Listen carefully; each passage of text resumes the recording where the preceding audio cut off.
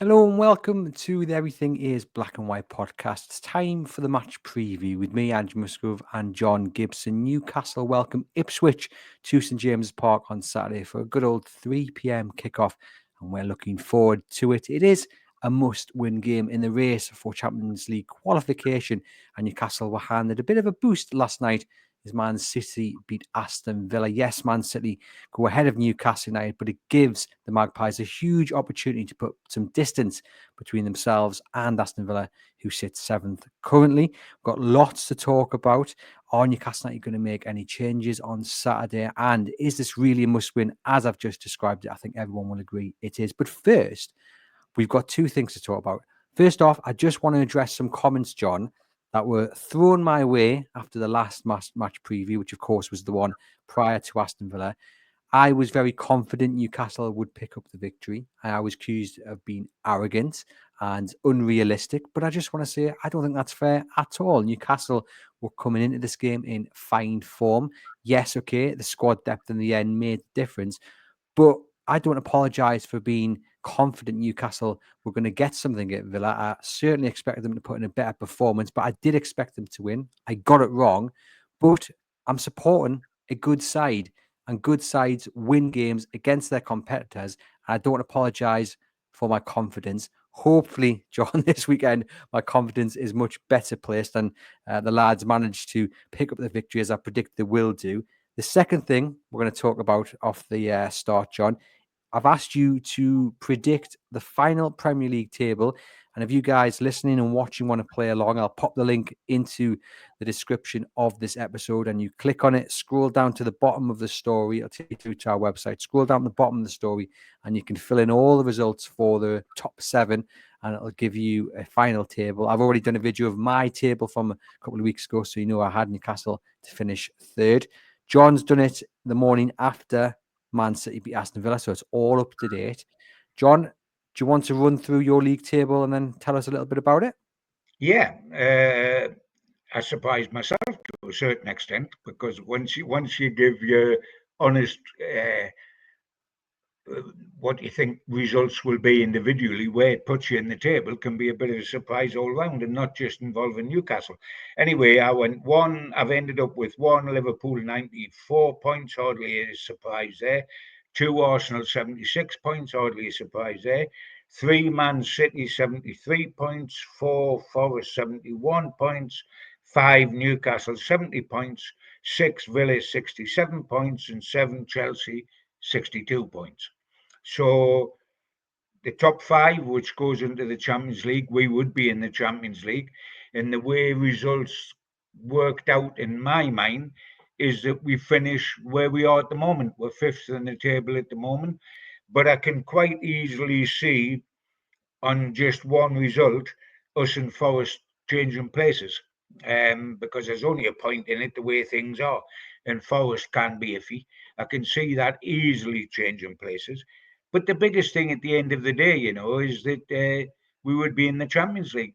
I think two things struck me, Andrew. The result of Newcastle at Villa Park and the result of Aston Villa at Man City is greatly impacted on the end of table ratings for all of us, I think, because there were significant results. Um, so we'll wait and see. But I thought we would be higher. I thought Villa would be higher. Um, but I would settle for that because that puts us back in the Champions League. Yeah, and that's the most important thing. Now, annoyingly, this gadget doesn't give you a running total after every game, which I think if it did, it would make this a lot more interesting. But looking at the points tallies you've got there, John, it's very, very close. It would go down to the final day, would it? But yes, it's got to when we're thinking of Forest with 71 points, us with 70 points, and Villa with 67. The final day is us against Everton, and obviously I've taken the Newcastle United victory. Where I got our points total from is that I had us to win all the three home games and to draw both were away games. Now, we could easily win at Brighton, and I've got us down merely for a draw. I've got us down for a draw at Arsenal for a couple of reasons. First, we've beaten them 3 times this season, so the whole no fear. And secondly, we go there second last match of the season. There'll be something in it for us because Champions League at stake. There'll be nothing in it for them because they will be second. And so we could want it a lot more than them, and we can therefore get a draw there. But what I found interesting, Andrew, in this exercise, and I did find it fascinating to do, is I think what happens in the semi-finals of the cup could have an impact on where teams finish, because the two teams are getting to the final. Subconsciously, some players can have their eye on that final. You know, we felt that was the case 2 years ago when Newcastle uh, made the League Cup final. And for Aston Villa, winning a trophy would be new. They haven't waited as long as us, but it would be new. Forest would be the same. Man City wouldn't, of course. But then it gets obsessive, doesn't it? Will Aston Villa think, oh, the FA Cup? It just takes one or two players to go down that route, and then things are totally different. The other thing that struck me at the end of the day, Andrew, looking at this, is Aston Villa, because I'm taking them to be out of the Champions League, finishing sixth, and that's fine. I had too much ground to make up, and it was a killer result at Man City. But you know, they've got such a strong squad as they showed against us. It's surprising they're not there. And I think it's a warning for Newcastle United next season. They have a much stronger squad in depth than we have. You only had to look at the Aston Villa subs bench against us and our subs bench. Ours consisted of Gordon. They brought on a player that made the third goal and a player that scored the fourth goal. And they had Watkins or Rashford is always on the subs bench. So they're greatly stronger than us.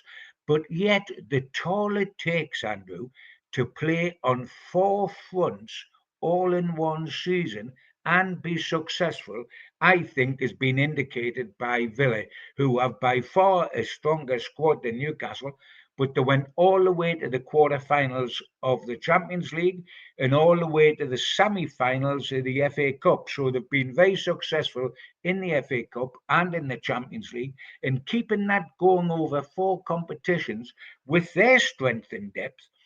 And they've still might fall that little bit short of getting the Champions League again for next season. That's a warning to Newcastle of what they've got to do in the summer, because their squad is a lot healthier than ours. But because they had success in the Champions League and in the FA Cup, they found themselves stretched.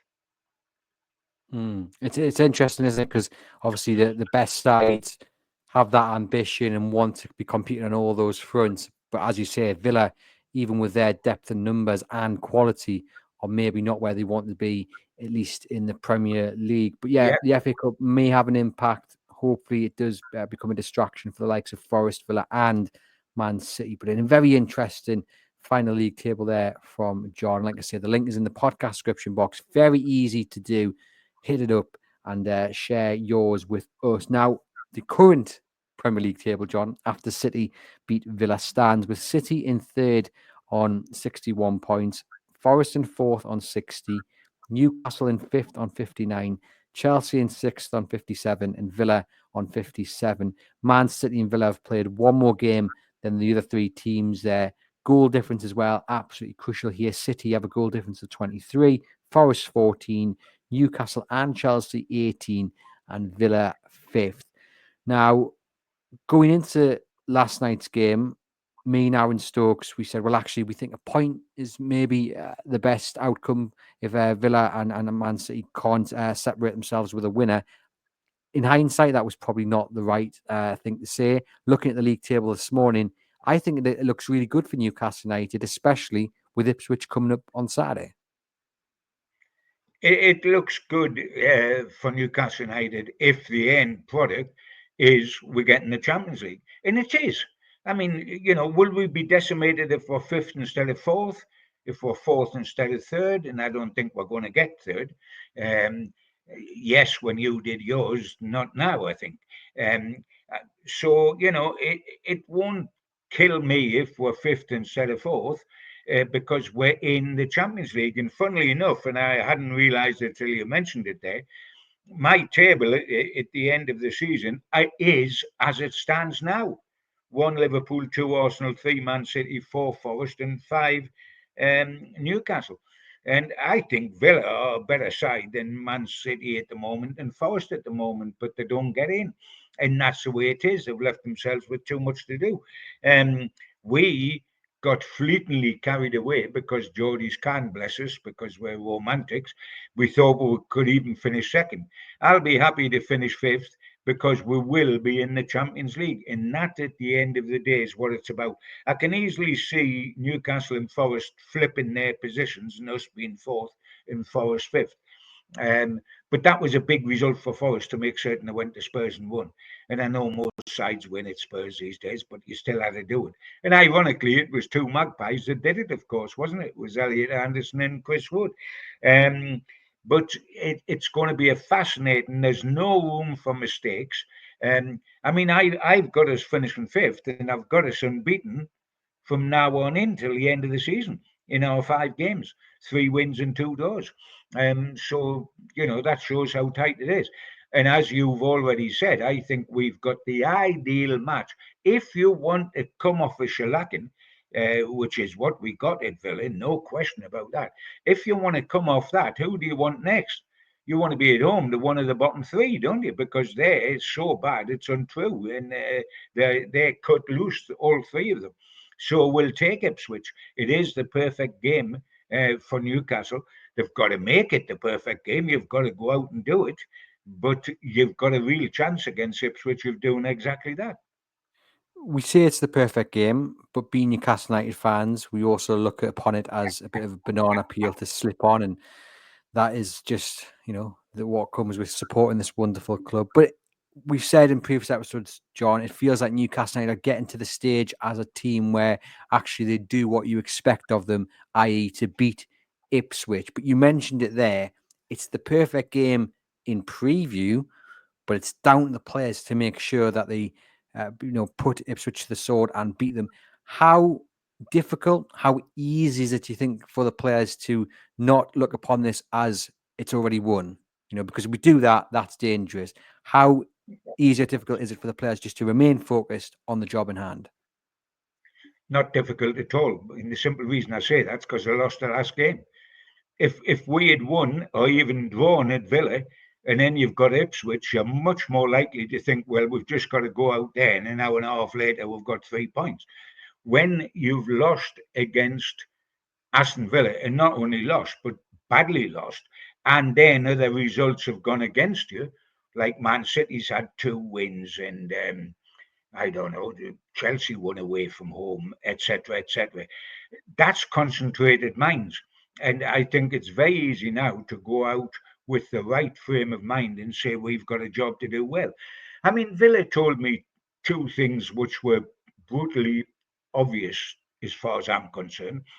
One is the strength and depth, which we all know about and we've talked about today. Uh, we are nowhere near the strength and depth they have. And when they brought their subs on, that there were game changers. We didn't have game changers outside of Anthony Gordon. The second one, and by the way, that can be put right in the summer by signings, the strength and depth. And the second problem can be put right in the summer, but not before. And that is that we have a one-paced back four. Take Livramento out of it, back three. We're 2 centre halves and Trippier are one-paced. Now, that's fine in lots of games. When we played Leicester, when we play Ipswich this weekend, that's fine because they haven't got the equipment to kill us on that. They haven't got the blistering pace. They don't high press. Villa are the worst side to meet when you're like that at the back because we mark man for man. They pushed right onto us, and I mean, you talk about playing into their hands. What does Ollie Watkins like? He likes man for man marking, and then he likes to run people. Well, man for man walking, we give him, and he could run people because Shaw, and then he runs from right to left, so he runs onto Trippier, and there, slow, bless him. I mean, they've never been pacey in the wrong side of 30 now. So, in the only other side, Andrew, I've seen do that to Newcastle, expose the lack of pace at the back, and do it by pushing onto them. If you don't ruffle Shaw, for example, he looks like Cary Grant, doesn't he? He looks like Beckenbauer. He just stands there, pulls the ball down, walks forward with it in his feet arrogantly, and then pings a wonderful pass 60 yards out to a winger. But if you get up him, if you get amongst him, if you rattle him, with his lack of pace and his fear that if you get away from him, he's done, then he's a different kettle of fish. And the only other side that did the same tactics as Villa was Bournemouth. When Bournemouth come up here, they got in our faces, they hassled and hustled and bustled our centre backs into mistakes because they didn't have pace. And surprise, surprise, what did Bournemouth do? Beat us 4-1. What did Aston Villa do? Beat us 4-1. So we can't go into next season with that problem because the good sides will expose us. And that's not just in the Premier League, but that's especially in Europe and in the Champions League. And the way to put that right is when you buy your right sided centre half, not only is his birth certificate important, that he's not 29 or 30 already, but what's also important is what he does over 100 metres because he's got to be quick. We can't buy an average. You can buy a player who's relatively one paced if other people around him are very quick. We are one pace. We won't be as one pace next season, Andrew, when Livermento's right back and Hall's left back, but we'll still be one pace at the centre of the defence with Shaw and Byrne. So we've got to put that right in the transfer window.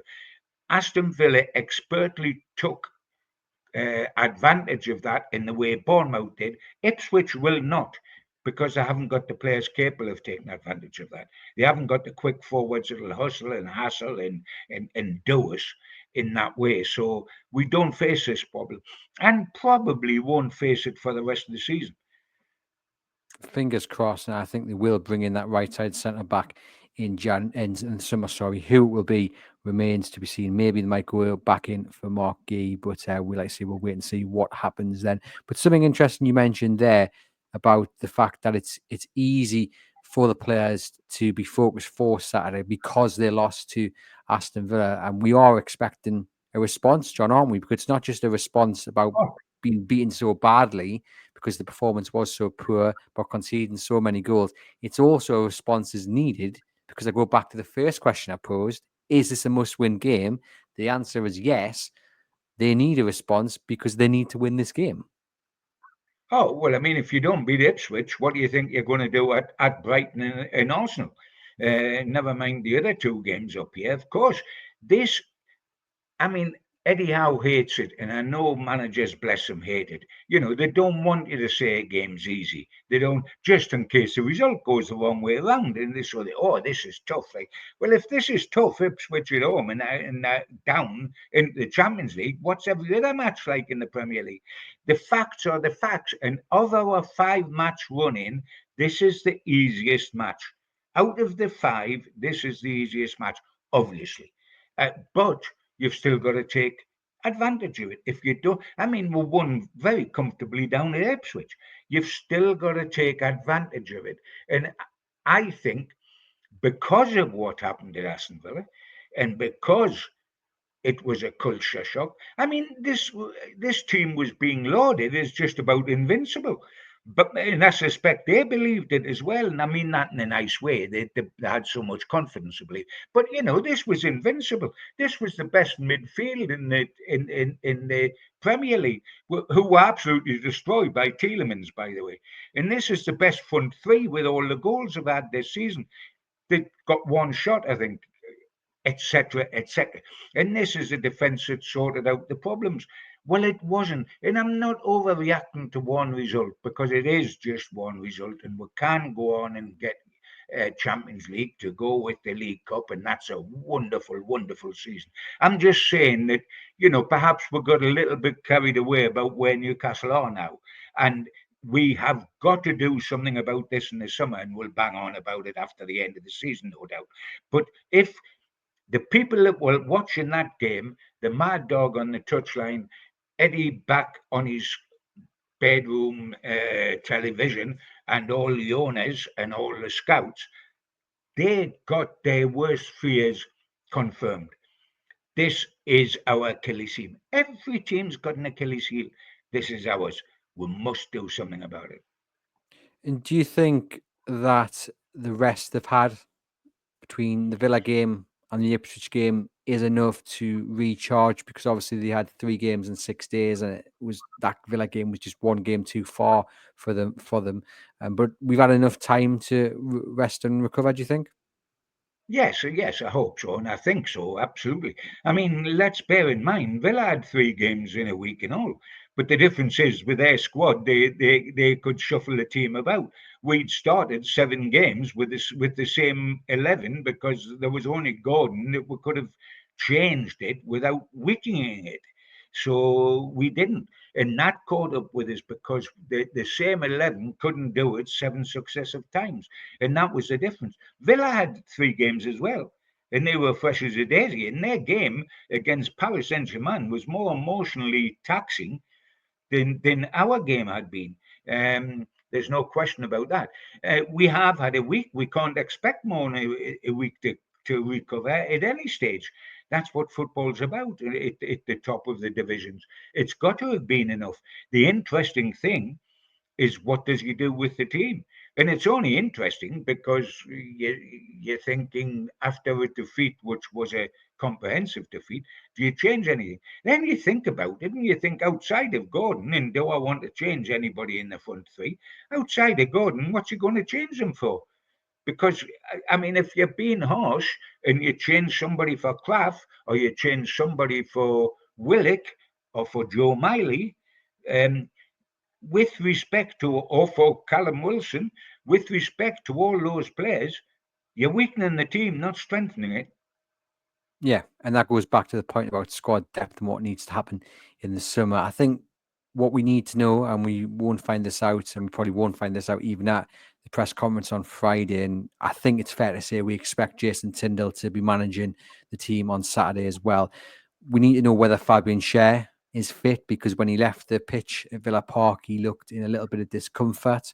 And if He was in indeed he is, discomfort all right after Ollie Watkins got at him. I think he left with a twisted sock. He had turned round that often to try to find out where he was. yeah, maybe it was a case of his pride was hurting rather than his hamstring, but it did look like he was Yeah, it did.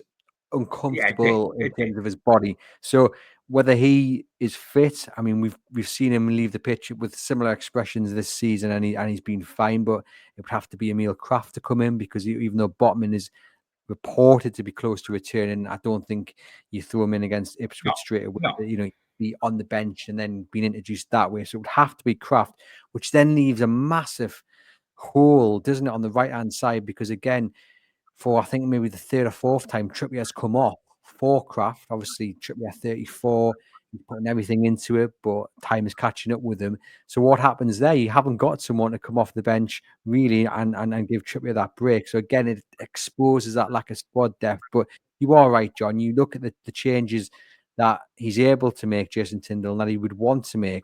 I'm not really too sure you No. want to make any of them. I think the only reason he would do is because it would be the 8th game in a row that you've started the same 11, Yes. and I Yeah. think it Yeah. needs freshening Yeah. up. But again, it goes back to the options, and really he hasn't got the options to change it without, as you rightly pointed, downgrading the side. So I'm not really sure what he does. I think it does need freshening up, but you're not going to drop Harvey Barnes because he's a player in form. He's the Newcastle's most threatening player. Jacob Murphy at home is a different beast to Jacob Murphy on the road. Alexander Isak has looked a little bit off of late, but he has scored 15 goals and 14 appearances against promoted sides. So, he loves scoring. He scored a He's hat-trick got against Ipswich 25 as well. goals this season. Exactly. So what do you do? It needs freshening up, but do you just say, right, same team again for the 8th game in a row? It really is an awful decision to have to make because you would naturally say, let's freshen it up. And then when you go through it, you can't. Because Gordon happens to play and he can play all along the front three. He can play right, he can play left, and he can play false nine. But you don't want to drop any of those three lads. How do you drop the two wingers who have been getting accolade upon accolade, and now they drop a 25-goal centre forward. So, I mean, I'm sorry, but we've almost got to go unchanged if we can, haven't we? If Shaw's Mm. fit. I think what I would try and tap into is that kind of your pride's hurting. You know, you've been badly beaten at Villa against a direct rival who also had, as you say, 3 games in a row. And yes, they could change the squad. But that's what I would try and tap into. Same starting 11 and be like, you know what? Let's put this right. Get the job done in the first half. Let's be 2-3 goals up. Not being arrogant, just being hopeful. Let's be 2 or 3 goals up, and then at half time, then you can maybe ring the changes when you've got a bit of daylight between you and Ipswich. You know, bring on maybe Lewis Miley in the middle or Joe Willock, and bring on Callum It, Wilson or Willis Sula. But get the job done in the first half and then allow yourself that breathing space to make those changes and save the energy and save the legs. well, they have been doing that prior to Villa, haven't they? When we beat Leicester 3 and we beat Man United 4. They got the job done in the first half, and then from about 60 minutes on, not at half time, but from 60 minutes on, they piled on subs. And the score stayed the same because the subs meant there was a drop in ability, so we didn't score anymore. Um, but I mean, that's the way to do it. But yeah, it's very difficult. You see, all the problems that I saw at Villa are long-term problems, strength and depth and pace at the centre of our defence. But that can't be solved against Ipswich or against the other 4 clubs. That can only be solved by the transfer market in the summer. But let us hope that it is solved. In a way, if we still make the Champions League, and I obviously expect us to, I've got we down on that table to make the Champions League. If we make the Champions League, that game at Villa might be a timely reminder to those in charge of what has to be done in the summer, because that hour and a half for me capsulated what Newcastle have to do. They are a good side. We have built well, but we're not the finished object yet. And Villa showed that with what happened at Man City. And Villa, by the way, started their rebuilding, etc., under a new manager a year after us. Emery arrived at Villa Park a year after Howe arrived at St James's Park. So they have gambled in the transfer market.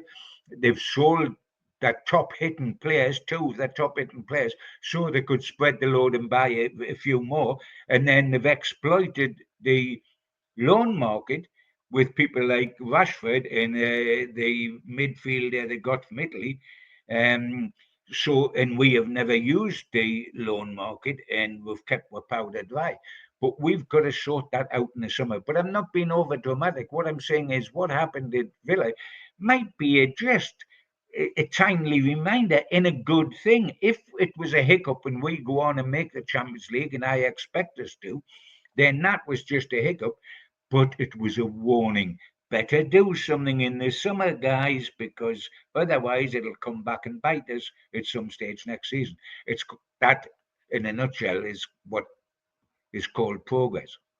Yeah, indeed. And fingers crossed, after such a barren few transfer windows, they've got the ability to spend. We know if they could, they would spend like no tomorrow, but it's just those horrible PSR restrictions. But hopefully, they will be able to spend much more this summer because goodness knows they definitely need it. Would you like some stats, John? I know you're a fan. Go on. Yeah, Right. yeah, you So, love hitting me with stats. This will be well, interesting. Off you go. I'm going to give you some stats and then I'm going to give you a quiz question. Okay. So, I'll give you some All stats right. Oh, first. go on. Ipswich are winless in their last 11 away games against Newcastle, drawn 5, lost 6. Obviously, if Ipswich fail to win, they are relegated. So we'll talk about that in a moment. Ipswich have dropped a league high 27 points from winning positions this season. This is a great stat, by the way. Newcastle have lost a league low 7 points, went ahead. So there you go. As I mentioned, Isak has scored 15 in 14 appearances in the Premier League against promoted sides and scored a hat-trick against Ipswich in the reverse fixture. But this is the quiz question, John. If Newcastle United beat Ipswich, it'll be the first double in the league since when? Do you know it? That's interesting because we did that with Manchester United, didn't we? And it turned out to be 94 years or whatever it was, and we did It's come. not that long. I'll No, give you a no, clue. It's not too long after Newcastle won the Fairs Cup in terms of years. I'm not talking. I'll yeah, just give yeah. you. Do you want to have a guess, or should I just give you the answer? Go on, give us the answer. It was obviously 1970. in the 70s, was it? Yeah, 1973-74 campaign was the last time that they did the league double over Ipswich. So another record there to be broken. Don't know. Do you remember Interesting. those games? Yeah, well, yeah, that was the season we went to Wembley in the FA Cup, wasn't it? In the FA Cup final against Liverpool. Um, yeah. I'm just wondering if at that stage Bobby Robson was manager of Ipswich or not. I've Oh, got a that's not a bad suspicion. shout. That. It's got a suspicion he might have been. That's what's interesting. Was Bobby Robson manager of that side with the double over? Imagine Because that. I totally slipped my mind. Who was he was boss? So manager of a very successful Ipswich period, wasn't he? he was. I'm going to try and find it. Yeah. Yes, he was in charge. He was in charge There from you are. 69 to 82. So there you go.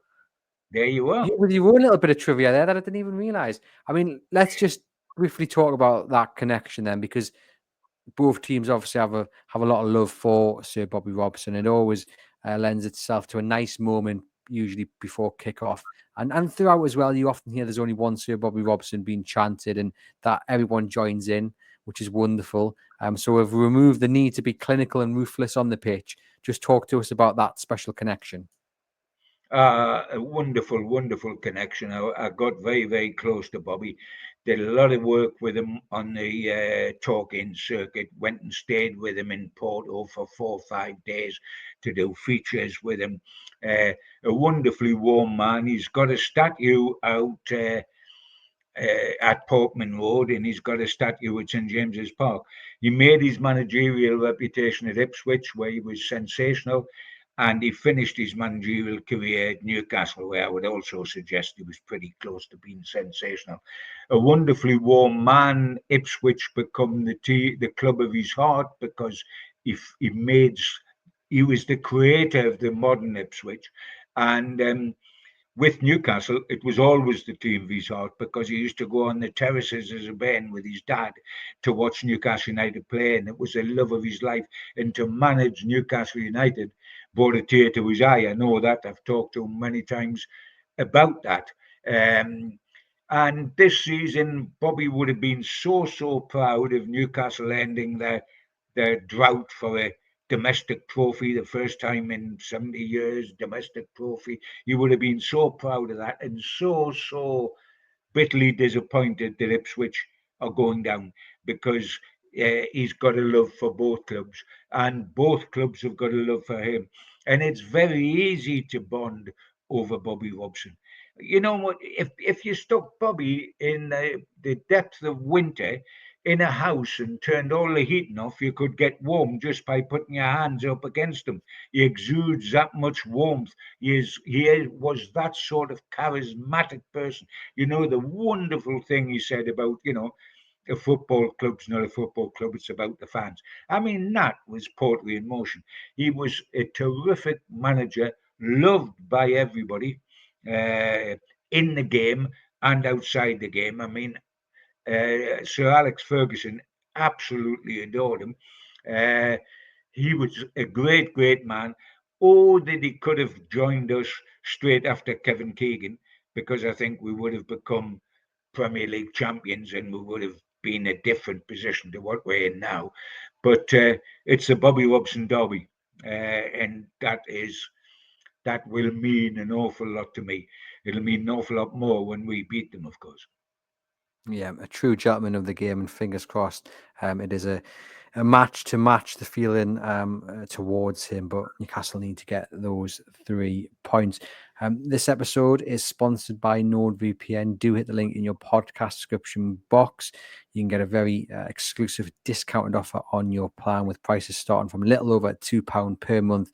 The subscription can be used on up to 10 devices. Protect yourself and support the podcast. We mentioned there, John, if Ipswich fail to win, they'll be relegated. How are they going to be feeling, do you think, coming into this game? I mean, it's pretty much done and dusted anyway, but will that hanging over the heads affect them? They've been relegated since about Christmas, bless them, and so have the other two sides. The one thing I'll say about Ipswich is they've shown more bottle than either Leicester or Southampton. They've often lost games where they've stayed competitively in the game for 80, 85 minutes or whatever. They haven't humiliated themselves in the way that I would suggest Southampton and Leicester have. They haven't done it like that. So good on them. But it just shows the gap because they spent a right bit of dough in the summer having come up here. But it just shows the gap there is. And I don't think I think they'll come up here almost with a bit of relief and a bit of freedom, Andrew. I mean, they're going to go down with it. I mean, if they beat us, and heaven forbid, and by the way, they will not beat us, but they'll still go down, So, I mean, I think they'll come up a bit more relaxed than they would have done if they're clinging on to bits of flotsam passing in the wind, and they're not doing that. So, I don't think they'll come up here with grim and negativity and whatever, because it is what it is, and has been that way for a long time. Does it worry you slightly that they are better on the road? They've won 3 on the road, drawn 5, lost 8. At home, they've won once, drawn 4, and lost 12. So they are slightly better travellers. But again, they are coming to St James's Park, which is this so-called fortress. So it shouldn't really matter, should it? No. If I was getting terrified by Ipswich, I'd need to take a good look at myself, by the way. Because if we can't beat Ipswich, who can we beat? I mean, let's not look at their away record and their home record. Look at their overall record. Then the bottom 3 in that cast adrift.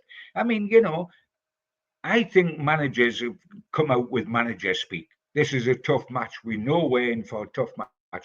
No, you don't. It's not a tough match. It's only a tough match if you go about it in the wrong way and therefore make it a tough match. But if you go about it in the right way, you win. It isn't a tough match. And every match in the Premier League, if I may say so, Andrew, is not tough because the 3 sides at the bottom, they've never produced a tough match in the Premier League for Newcastle United or whatever because they're so far adrift that managers have got to say what they've got to say. They've got to cover themselves in case there's this shock result. And if they've said, well, we'll win this and we should win this, and then they get beat 2-0, goodness gracious, what do you say after the match? But I mean, that doesn't mean we've got to say it's tough. If this is tough, Newcastle don't deserve to go into the Champions League. So this is a match Newcastle should win. And as I've said already, Andrew, in my opinion, it might only be my opinion, that result at Aston Villa took away any chance of us approaching this match lightly, because that was a shocker. And the 4-1 scoreline was a shocker. We've got to bounce back from that. There's no leeway left. And we might have done ourselves. That was a bit of damage to our Champions League hopes because it has changed things. We were talking about 3 and third top, and we're now talking from 5th top. So it has damaged us. So I don't think we will go with the wrong attitude into this game. I think that's guaranteed. Well, I asked people ahead of recording, John, whether this was a must-win game, and a lot of people have got back in touch with me. So I'll read through some of the replies, and then you can jump in and reflect on anything that's been said. We've got Southern Geordie on X saying, not a must-win, but unacceptable to not win. Not winning just means it becomes harder and relying on results in tougher fixtures, which we seem to perform better in. Dan says, yes, anything less than 3 points, and we'll be playing in the Europa Johnson's Paint Trophy next season. Blousy says, I can't help but compare this to the same stage last season where qualification for the Europa League was in our hands with 5 or 6 games to go. We went out and dropped points at home to Brighton, lost to Man United and Brentford away, and it ultimately cost us. Let's hope we've learned from that. John says, anything else but a win is not acceptable. We should win easy. Millsy says, 100% must win game for us. Gnock says, we have no choice. It's sudden death now. And the GOAT says, must win and must not fumble like the 4-4 in the season against Luton. Anything that stands out there, John? I mean, there is a lot of nerves, but I guess this is a Newcastle United, like I said earlier in the show, which for the large part does what it's expected to do. So it should win on Saturday. Oh, I mean, the gentleman that said, it's not a must win, but it's a must not lose. I mean, if we draw with Ipswich, that's a bad result at home, mate. Don't you worry about that. And you talk about Aston Villa putting a dent in my Champions League hopes. If we draw at home to Ipswich, there'll be a hole blown in our Champions League hopes. And I don't expect that for one moment. Of course, we've got to win, and we should win. And I would expect us to win because if a team at this stage of the season, you can see the finish post, you can see it in the distance. We're that close to it. If you don't get 3 points against Ipswich, where do you get them? I mean, that we can't, 2 successive defeats at this stage. You're joking. One defeat in a draw, and the draws at home to Ipswich. No, I'm not having it. It's a must win, and we will win. And yes, we can be nervous, and yes, we can talk about banana skins, but that's only because we're Geordies. That's only on the history that we had against while Ashley was around, etc., etc. It is not that thought is not built on fact. I mean, we'd won 6 games on the trot before we went to Villa.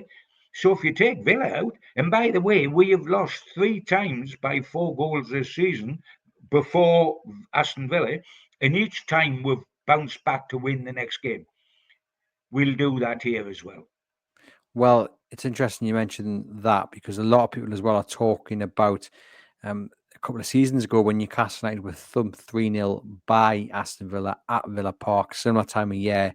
They then responded by beating Tottenham 6-1, Everton 4-1 away, 3-1 against Southampton at home. They went on to lose just one of the last 8 games, winning 4 of them on the road to qualify for the Champions League. So we definitely take that sort of response. But I'm looking back even further, John. So when you were still writing, or still the chief kind of sports writer, or sports editor here at the Chronicle, and I'm looking back at 2002, 2003, when Newcastle finished 3rd.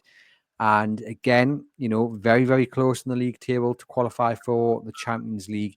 And April was a horrible month. April 2003, horrendous month for Newcastle. They lost to Everton, thumped against Manchester United at home 6-2, and lost to Fulham, and then drew to Villa. Thankfully, they went on to beat Sunderland away, beat Birmingham City at home, and drew 2-2 with West Brom away, and they qualified for the Champions League in 3rd.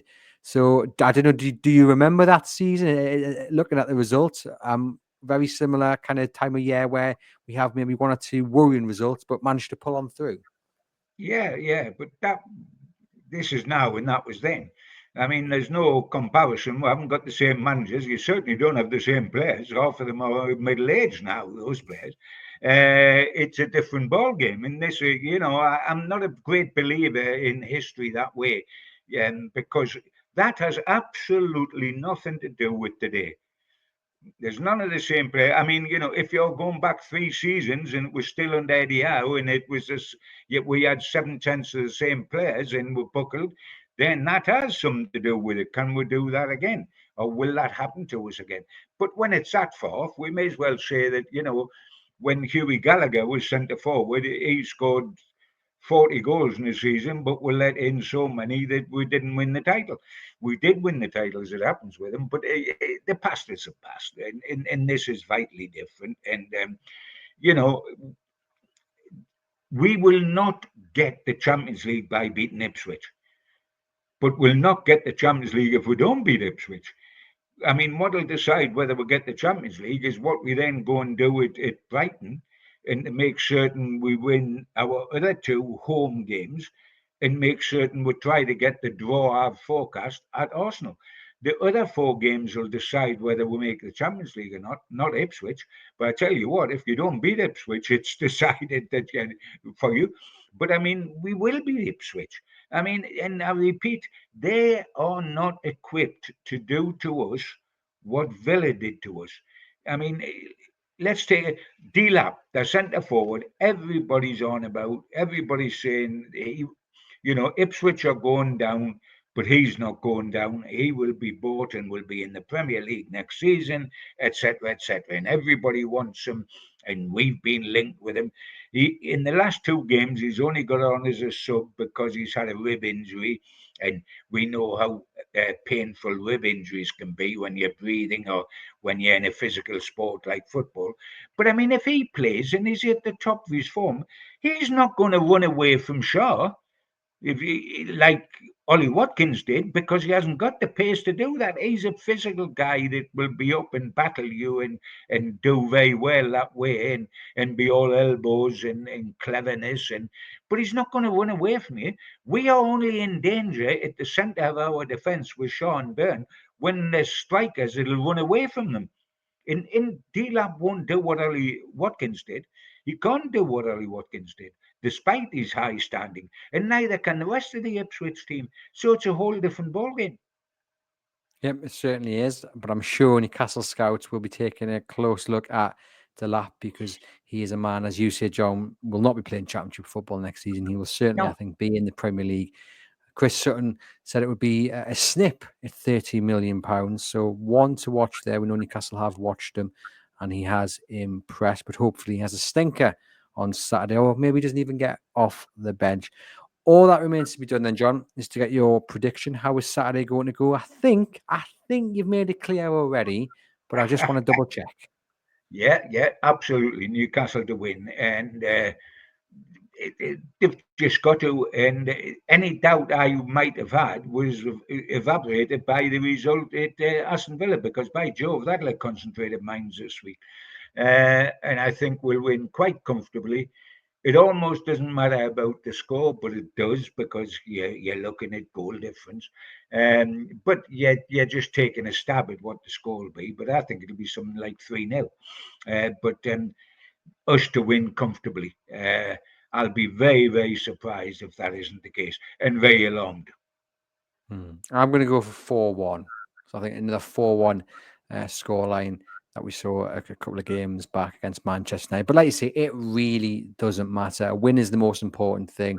By a few goals would be a huge boost. But long as you get those 3 points, that is the most important thing. John, thank you as always for providing the match preview. Thank you to you guys for watching and listening. You know what to do by now. If you're on YouTube, hit thumbs up, hit subscribe to the channel, get into the comments, and I'll get back to you. If you're listening on the audio only channel, thank you as always. Leave us a rating and review. Make sure you also subscribe to the show. Head over to chroniclelive.co.uk for all the latest Newcastle United news. Thank you to NordVPN as well for the sponsor.